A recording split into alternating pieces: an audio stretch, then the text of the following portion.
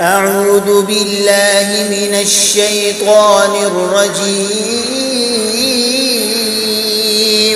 بسم الله الرحمن الرحيم. يوم يفر المرء من أخيه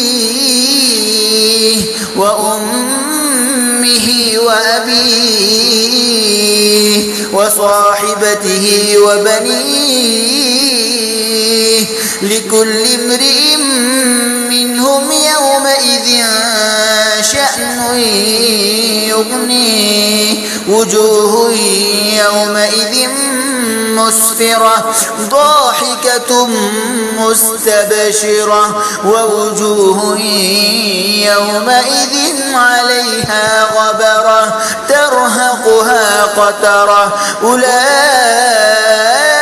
هم الكفرة الفجرة.